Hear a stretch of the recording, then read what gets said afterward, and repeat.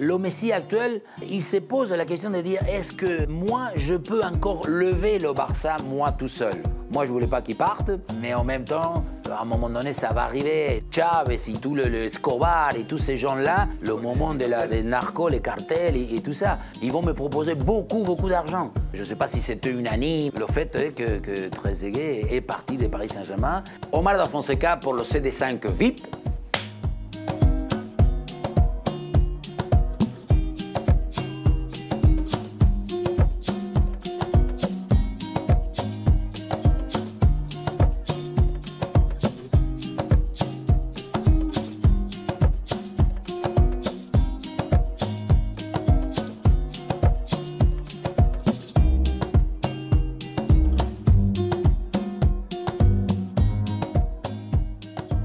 Omar, merci d'être parmi nous à l'occasion de la sortie de ton livre « Gracias a la vida » aux éditions Marabout.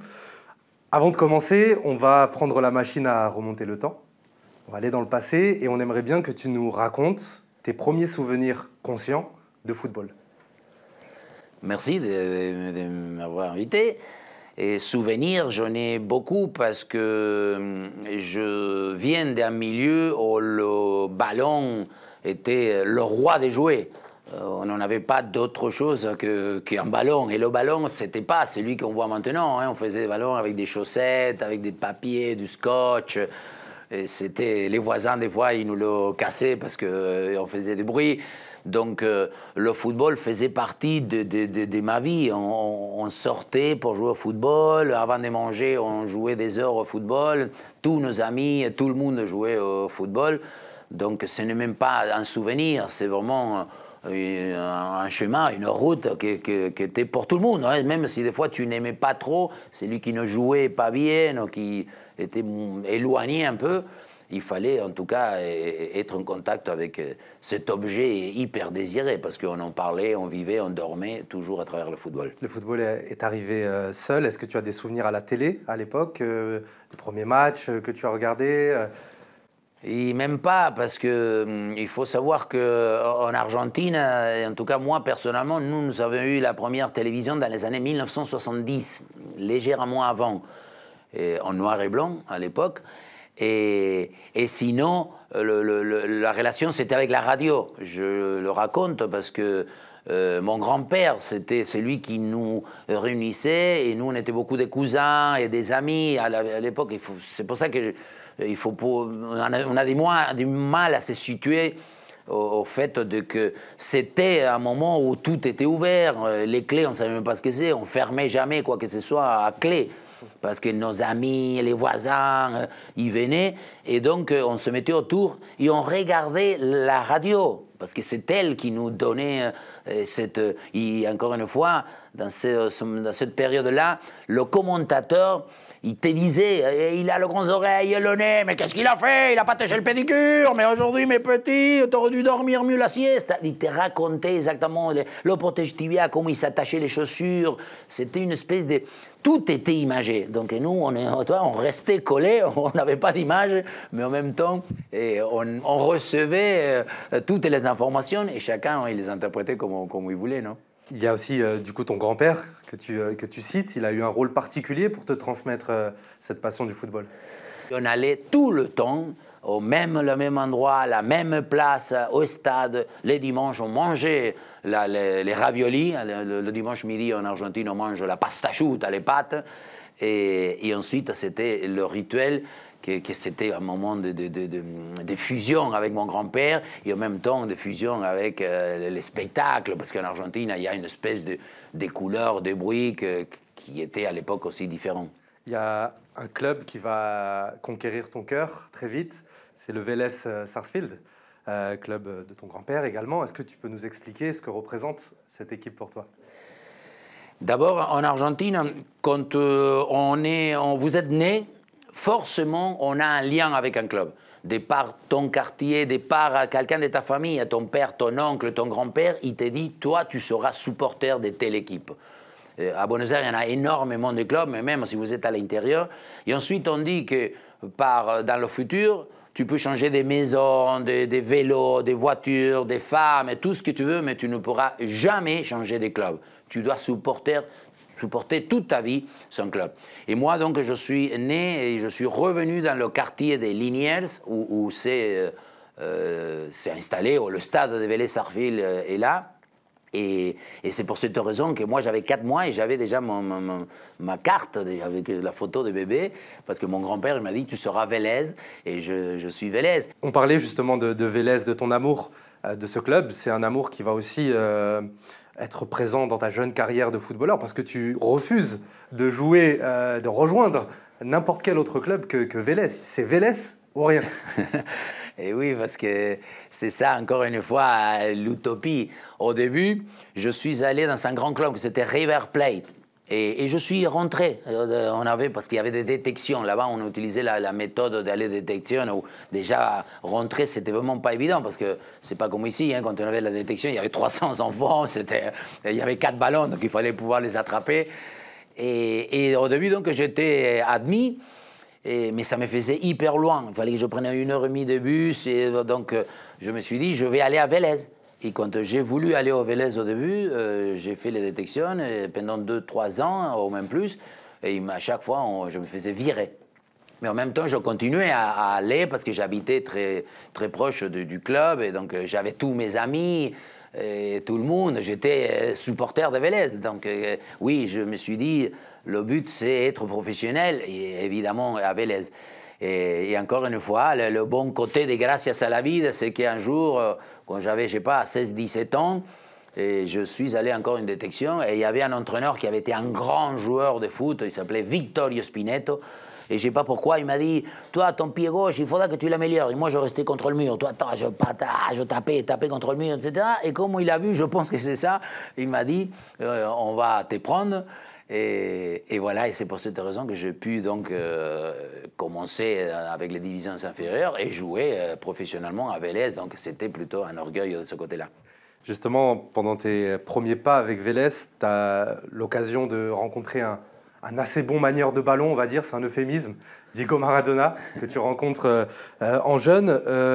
Non seulement tu le rencontres, mais aussi tu as été mieux noté que lui quand tu l'as affronté. Quel regard tu portes à ce moment-là sur Diego Maradona, qui est tout jeune quand tu le rencontres Absolument, on est de la même génération. Lui, il a un an de moins que moi. Lui, il est né en 1960, moi en 1959. Mais lui, il était à Argentino Juniors et moi à Vélez. Et bon, on se souvient, donc j'avais participé aux entraînements, les premiers entraînements, parce qu'on avait fait la Coupe sud-américaine à l'époque. Et c'était donc quelqu'un illuminé, on peut le considérer, je dis, un élu, parce que quand il venait, il s'entraînait avec nous, il n'était pas pareil. C'était quelqu'un déjà par sa manière d'affronter une espèce d'insouciance.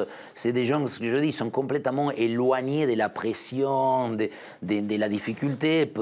Pour ces gens de personnalité, le ballon fait partie de leur corps, donc ils ont une manière de pouvoir le manier, de le dompter même, que nous autres normaux, on ne pouvait jamais arriver. Et en même temps, un grand vivant, quelqu'un qui est proche de tout le monde. Mais bon, il faut savoir que lui, à l'époque, il est issu d'un milieu très, très défavorisé, dans des favelas assez durs, parce qu'on parle, encore une fois, d'un temps très, très ancien, et où les moyens, c'était encore plus précaires. Et lui, donc, il avait déjà signé un contrat, je me souviens, il avait signé avec un soda très important de 20 et quelques millions de dollars. Donc, vous pouvez imaginer quelqu'un de 17-18 ans qui vous donne, il savait acheter 4 voitures d'une grosse marque de couleurs différentes. Et je me souviens, il avait un trottoir comme ça dans le Clairefontaine de l'époque à Buenos Aires, encore une fois. Et lui, il arrivait plein, ça faisait des étincelles. Il arrivait toujours en retard. On avait à l'époque tous les cheveux frisés. Et donc, que de bons souvenirs. Je continuais à le traiter après, quand on a été un petit peu plus vieux.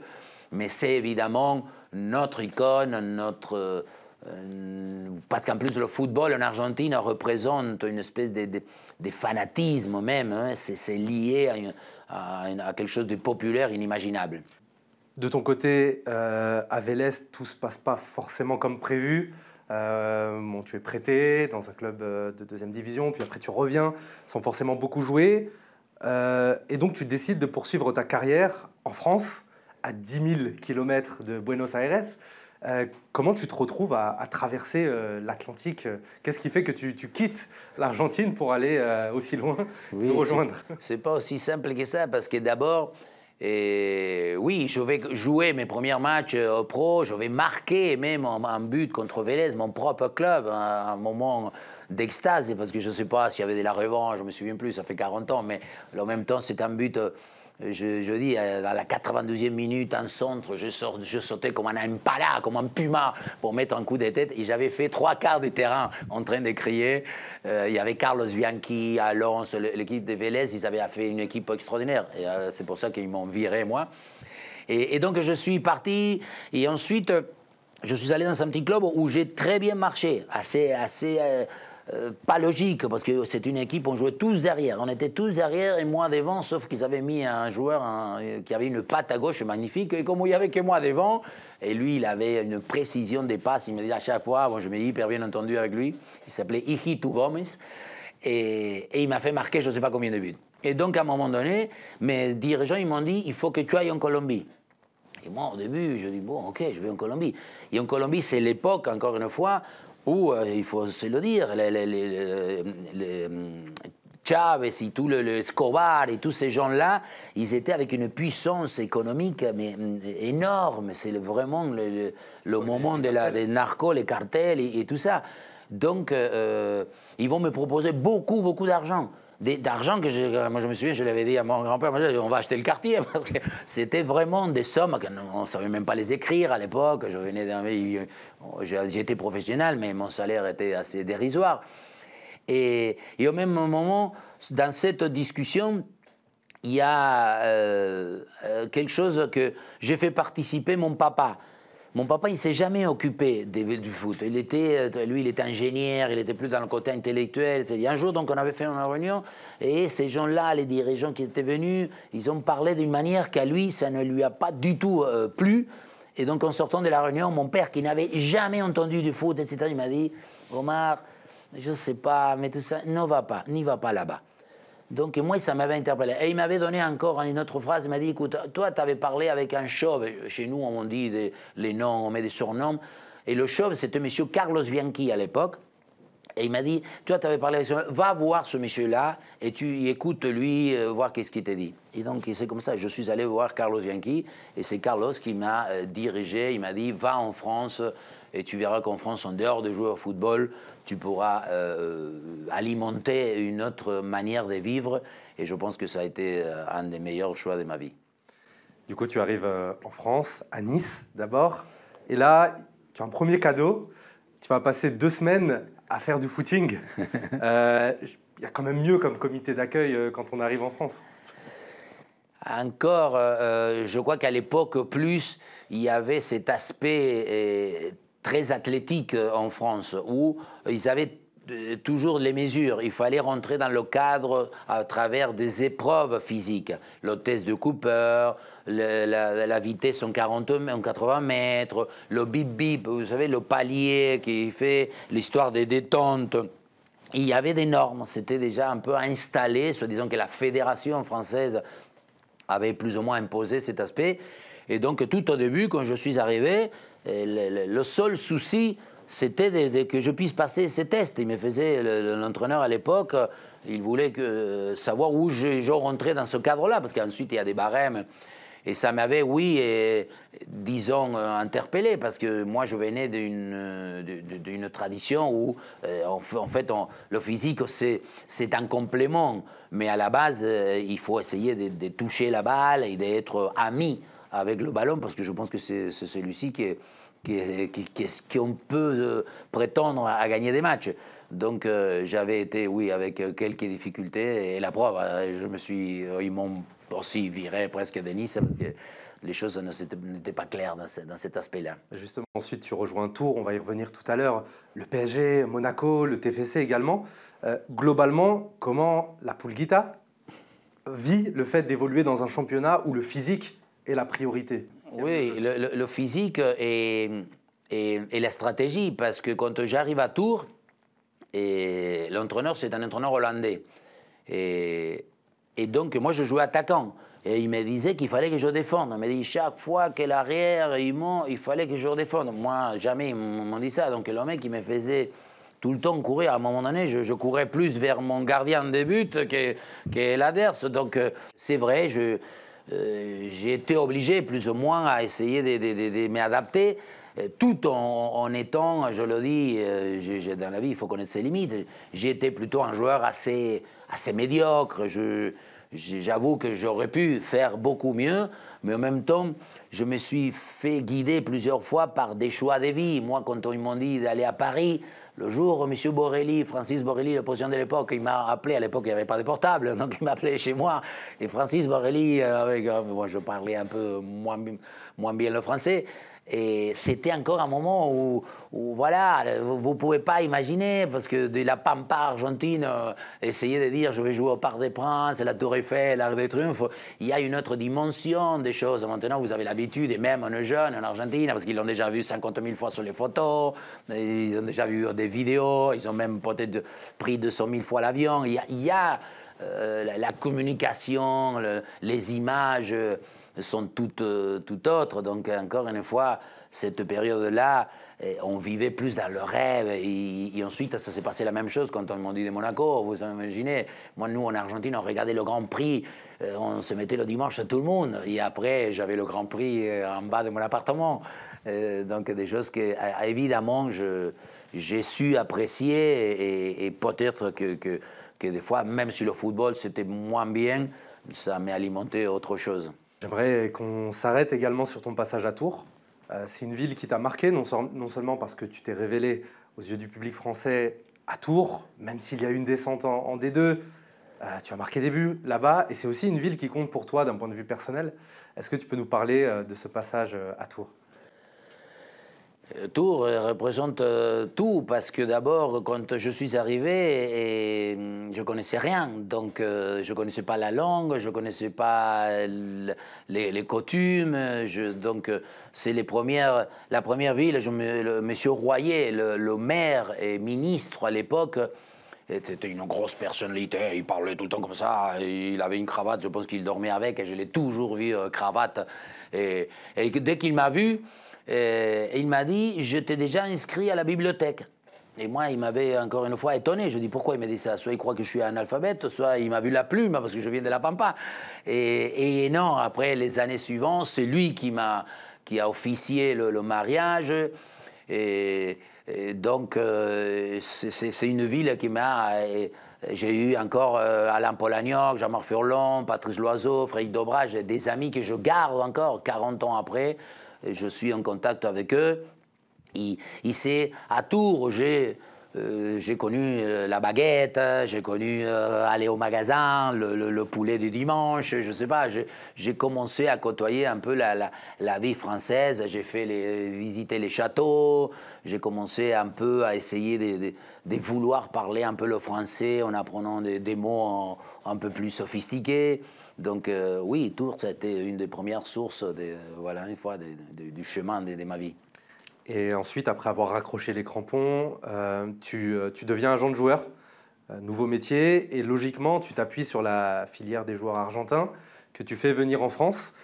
Est-ce que les joueurs que tu représentais à ce moment-là, est-ce qu'ils sont confrontés aux mêmes barrières que tu as connues à ton arrivée en France, notamment sur le plan physique ? Et sur le plan physique, un peu moins peut-être, mais quand même. Parce que moi, je me souviens, mettons, Pastore, il a vécu pratiquement la même chose. Lorsqu'il est venu à Saint-Étienne, d'abord, je crois qu'il a 17 ans, et lui, il va être donc, dans les 3 à 4 premiers jours, soumis à cette histoire des tests qu'on en parlait tout à l'heure. Et déjà, par sa morphologie, c'était un joueur. Moi, je me souviens, je m'avais disputé avec le centre de formation. Ils étaient tous un peu contre, parce que bon, d'abord, je l'avais fait venir, mais parce que le directeur sportif, le préparateur physique, le directeur du centre de formation, etc., tout le monde était plutôt sceptique, parce qu'évidemment, le côté physique dans un match représentait qu'il courait moins que les autres, qu'il supportait la charge, qu'il faisait moins de répétitions de courses, tous ces mots qui incombe le côté purement athlétique. Néanmoins, on ne pourrait jamais nier que quand lui prenait la balle, nos yeux y brillaient, hein, parce qu'il faisait ce qu'il voulait. Mais c'est cette histoire de pouvoir... À quel moment les entraîneurs, ils essayent de fructifier les qualités techniques plutôt que les physiques. Justement, il y a une histoire qui est complètement folle. Tu la racontes dans le livre, c'est celle de David Trezeguet, que tu amènes d'Argentine. Je crois que tu payes même de ta poche pour l'amener. Est-ce que tu peux nous raconter cette histoire? Ça se passe dans le sens où un joueur qui a joué avec moi, il m'appelle et il me dit, il y a une équipe qui s'appelle Platense, un tout petit club. Il me dit, il y a un joueur français, parce que son papa a joué à Rouen, etc. Écoute, il marque que des buts, que des buts, Donc je suis allé en Argentine le voir. Et encore une fois, je le raconte parce que quand je suis allé, la première fois que je l'ai vu, il était tout maigre, les genoux, il s'est frotté un peu, il faisait 40 degrés dans un terrain, et stabilisé dur comme du ciment. J'ai vu ce premier match, il n'avait pas touché la balle, etc. Et il n'avait pas marqué, horrible. Les conditions, tout était vraiment pour valoriser personne. Mais tout le monde, j'avais déjà parlé avec l'entraîneur, tout le monde m'a dit il marque des buts, il marque des buts. En étant français, parce que justement à l'époque, il y avait, on ne pouvait pas avoir plus de 3 étrangers dans les équipes. Et donc je le fais venir.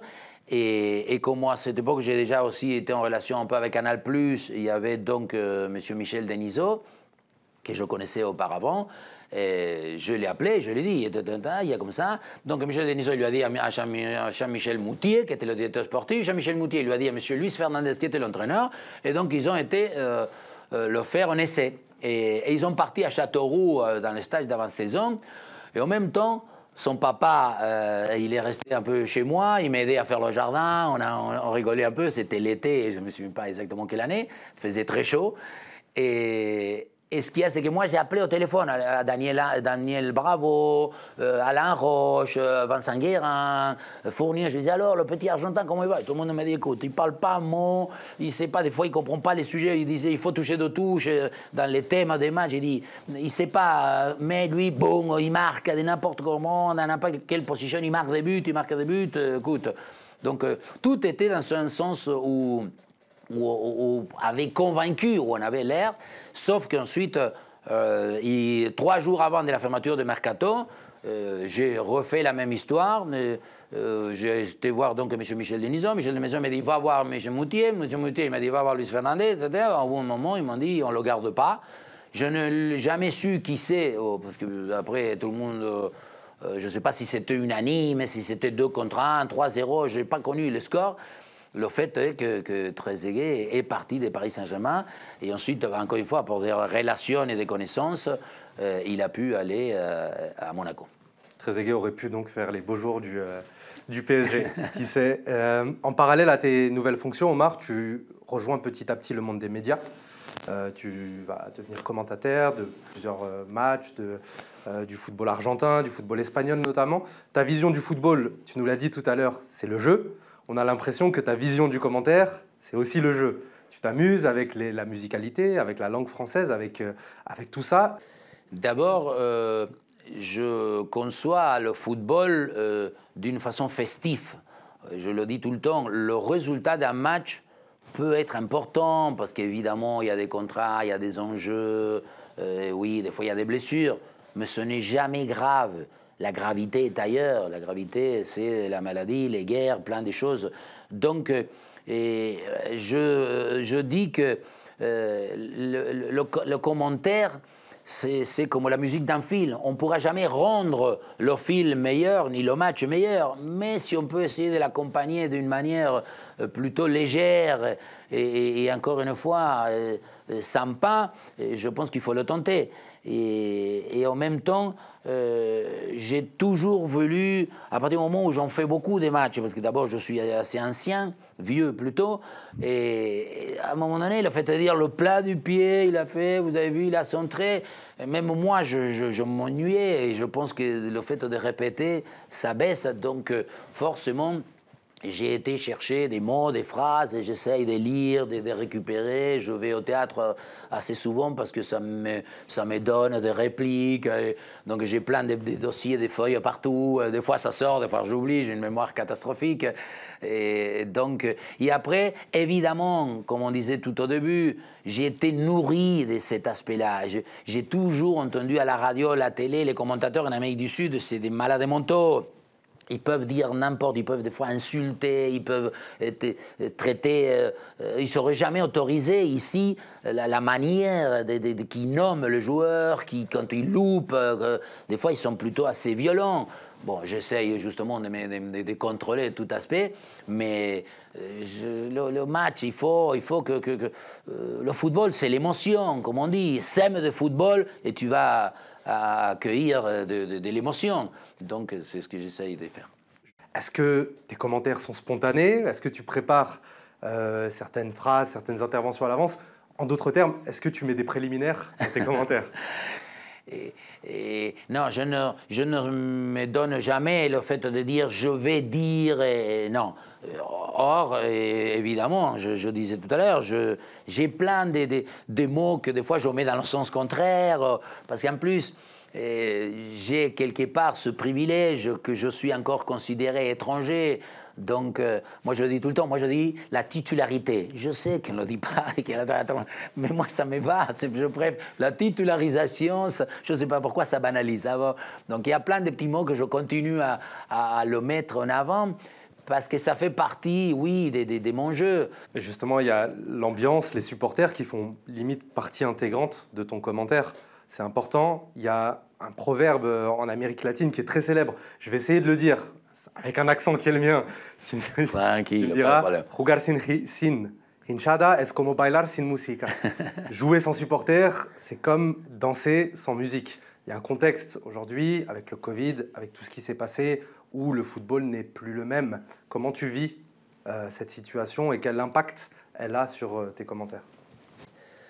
D'abord, évidemment que la nudité d'un stade actuellement, ça ne nous permet pas de retrouver, je dis tout le temps, quand tu es dans un stade de foot, on a cette impression que ça descend de la tribune, une espèce de bruit, d'énergie qui donne le public, et que quand tu es joueur de football, évidemment que tu es sublime. Ce n'est pas pareil jouer un match avec au sein, parce que le public, soit est sublime, soit est révolte. C'est une manière, tout est spectacle. Le public, c'est l'essence même, on parlait tout à l'heure, de pouvoir trouver des sensations, des émotions, de la passion. Et donc ça, c'est une évidence totale. Néanmoins, le fait de revenir à jouer, le fait que les matchs puissent se dérouler, vu encore de la manière qu'on est dans une espèce de pessimisme et de baisse d'estime, et je suis pour. Même au début, quand la France avait arrêté le championnat, je me suis exprimé pour dire que je pensais qu'il ne fallait pas. Dans la vie, il faut essayer d'être prudent, de prendre des précautions, plutôt qu'envoyer la peur, même si on a toutes sortes de diversions dans des opinions dans cet aspect-là. Mais le fait qu'on joue, que le championnat et que le sport est revenu, ça nous donne un peu d'espoir et ça nous ouvre un peu, comme je dis, le karma dans le bon sens. À Bein, tu deviens rapidement la voix de la Liga. C'est comme ça que le grand public te connaît. Et tu vis une histoire d'amour passionnel avec celui que tu appelles les petits. J'ai joué à la récré de l'école. Et quand on était à l'école, on essayait de faire ce que Messi il fait dans un terrain de foot. Toi, dribbler, j'ai déjà répété, pour moi, Messi continue à être le petit chien qui court derrière la balle. Toi, des fois, peu importe le résultat, peu importe l'importance ou l'enjeu du match, lui, il va continuer à essayer d'appliquer cette manière de jouer en football. Et en étant à mon goût, et encore une fois, je me fais critiquer souvent parce qu'ils disent que je le mets en dehors de toute logique par rapport aux autres joueurs.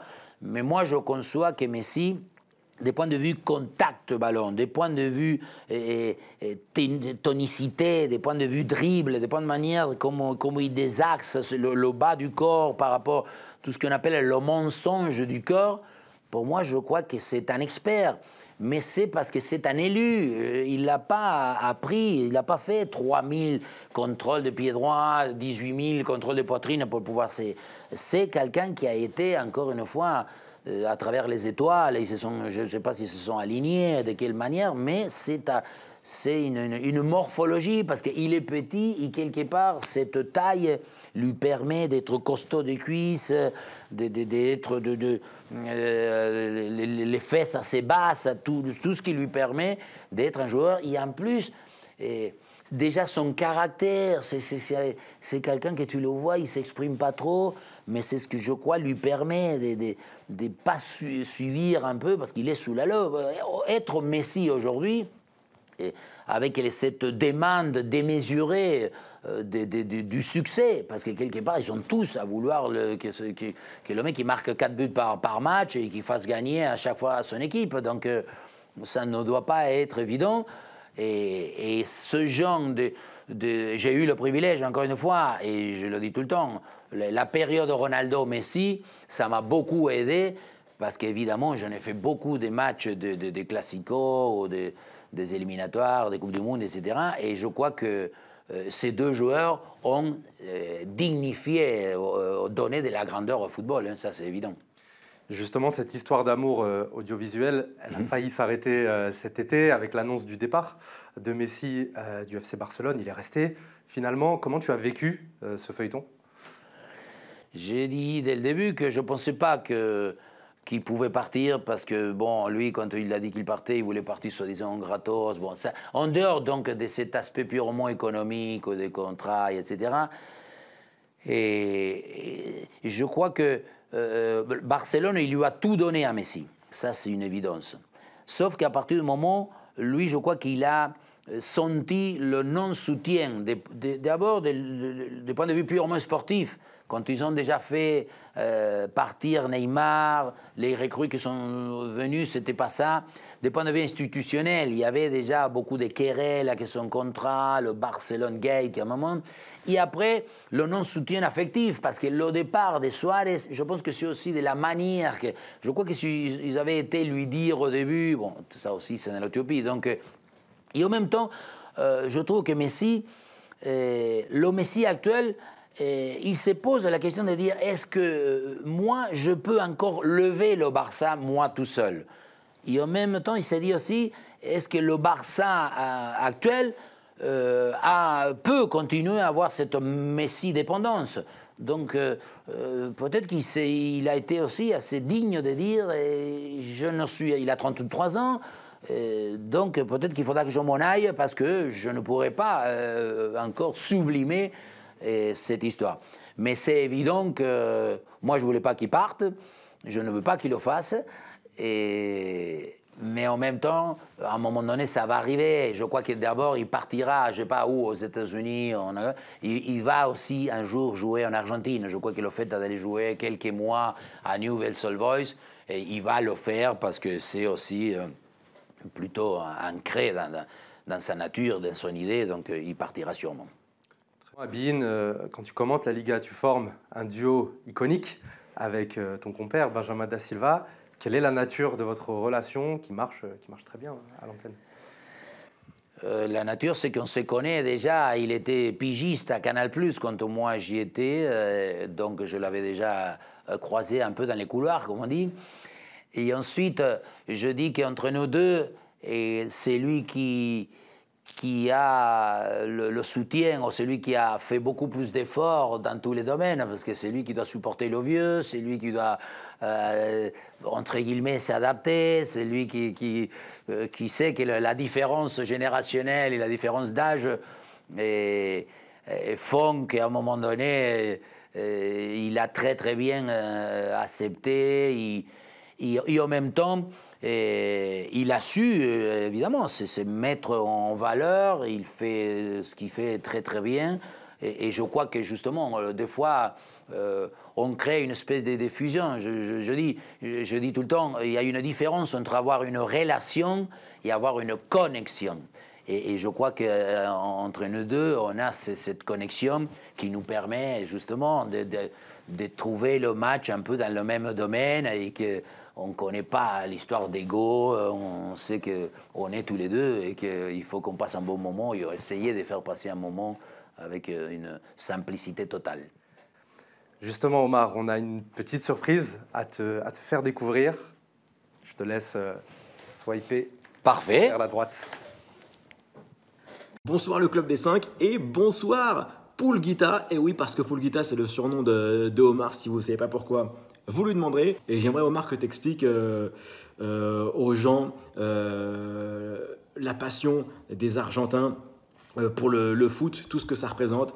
Parce que moi, je me souviens que quand on a voyagé au Brésil pour la Coupe du Monde, en Russie aussi pour la Coupe du Monde, et même si l'équipe elle était catastrophique avec Mercado, Rojo, Funes Mori, enfin que des catastrophes, ça avançait à 2 à l'heure. Et pourtant, il y avait un engouement terrible, incroyable de la part de tous les supporters argentins après la défaite contre la Croatie. Je me souviens, on était avec eux, tu étais là évidemment. Ça chantait, ça dansait, il y a des très beaux chants, je trouve, de la part des supporters argentins. Donc voilà, explique-nous, parle-nous un petit peu de cette passion des gens comme toi et de tous les Argentins pour leur équipe. Je ne peux pas dire d'où il vient ou comment ça a été créé, je n'en sais rien. Mais c'est une vraie manière d'interpréter la vie même. Parce que quand lui, il dit le Brésil, ok, le Brésil, il y avait mais un monde fou. À Copacabana, dans la plage, avant la finale, les gens, ils dormaient là. Tout le monde, il venait avec des voitures mais catastrophiques. Ils dormaient, ils mangeaient, ils faisaient leurs besoins. Mais en Russie, c'est pas la porte à côté. Donc, quand on a battu le Nigeria à Saint-Pétersbourg, c'est le jour où il ne faisait pas nuit.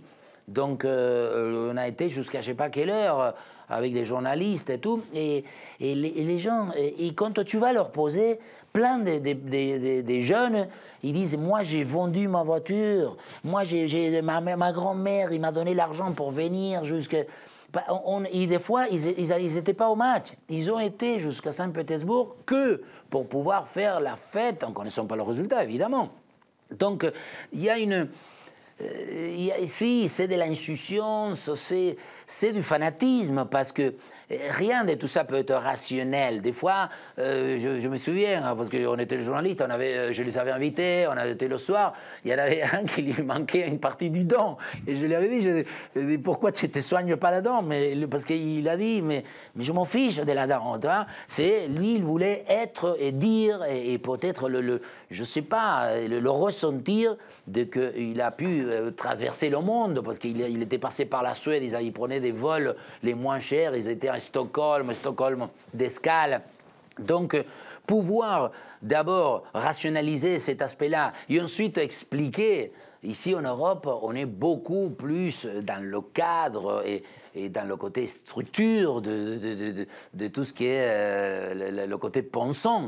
Benjamin nous parlait des chants argentins. Avant l'émission, tu nous as promis, Omar, un chant. Je crois que Gracias a la vida, c'est une musique argentine connue. Est-ce que tu peux nous... Gracias a la vida que me ha dado tanto, me ha dado dulcero y todo el encanto, son ellos distintos. Et sinon, il y a Flaco, no te vayas, flaco, vení. Quédate a ver a Messi, te vas a divertir. Hey, flaco, no te vayas, flaco, vení. Voilà, il y a toutes sortes de répertoires parce qu'il faut chanter. Ça aussi, c'est une manière de pouvoir exprimer que la vie existe et qu'il crée toujours un lien. Il faut toujours accepter les autres et s'ouvrir aux autres. Merci Omar, merci d'être passé dans le CD5 VIP. On le rappelle, ton livre Gracias a la vida est disponible partout aux éditions Marabout, dans tous les points de vente. Et on te remercie évidemment dans le Club des 5. Et comme tu le dis si bien, Gracias a la vida. Gracias a la vida. Et merci à vous, merci vraiment, parce que d'abord vous êtes jeune et j'espère que vous allez continuer avec tous vos projets.